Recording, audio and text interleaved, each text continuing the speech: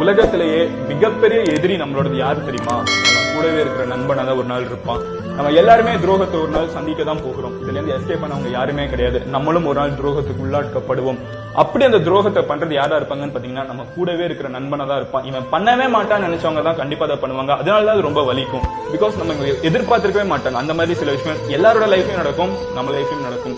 But நம்ம லைஃப்ல நடக்கிறப்போ அதை ஞாபகம் வச்சுக்கிட்டு நம்ம அடுத்தவங்களுக்கு அதை பண்ணக்கூடாது. பாத்தீங்கன்னா உங்களோட உடம்பு நீங்க எதை நினைக்கிறீங்களோ அதை நம்பும்.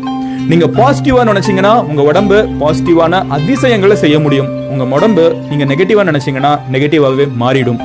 எண்ணம் போல் வாழ்க்கை அப்படிங்கறது தான் அவர் வேற ஒரு விதத்துல சொல்லியிருக்காரு. So always believe what you can. அதை உங்க உடம்பு செயல்பாட்டுல காமிக்கிறத நீங்களே பாப்பீங்க அப்படின்னு சொல்றாரு.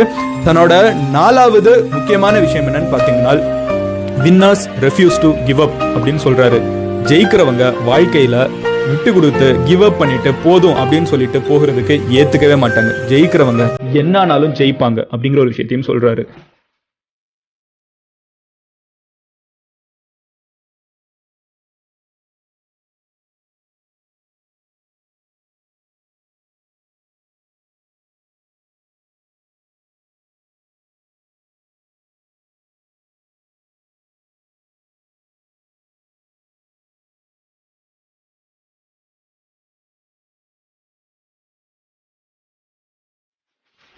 மணியினுடைய அருமை +2 பரீட்சை எழுதும் போது உங்களுக்கு தான் தெரியும். ஒரு நிமிடத்தினுடைய அருமை என்ன மாதிரி ட்ரெயினை ஃபிளைட்டை கோட்டை விட்டவங்களுக்கு தான் தெரியும். ஒரு வினாடியினுடைய அருமை, ஒரு வினாடி கண்ணயர்ந்ததினால் விபத்திலே கையையோ காலையோ இழந்தவனுக்கு மட்டும்தான் தெரியும். ஒரு மைக்ரோ செகண்டோட அருமை ஒலிம்பிக்ல ஓடுற உசைன் போல்ட் கிட்ட கேளுங்க, எத்தனை கோடி என்று சொல்லுவான். நமக்கு தெரியாது. உங்களுக்கு தெரியுமா?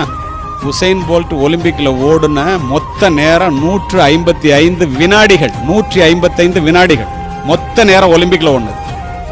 அவன் சம்பாதித்த பணம் $199 மில்லியன். அதற்காக அவன் செலவு செய்தது 25 ஆண்டு கால வாழ்க்கை. விதை விதைத்த அன்றே பழம் பறித்து சாப்பிட முடியாது. இரவு படுக்கும் போது சாமானியனாகவும் காலையில் எழுந்திருக்கும் போது கோடீஸ்வரனாகவும் எழுந்திருக்க எவனாலும் முடியாது. எவனாவது அப்படி எந்திரிச்சான்னா திருச்சி சிறையிலிருந்து தீகார் சிறை வரைக்கும் ஏதாவது ஒரு சிறையில் இருக்கணும்.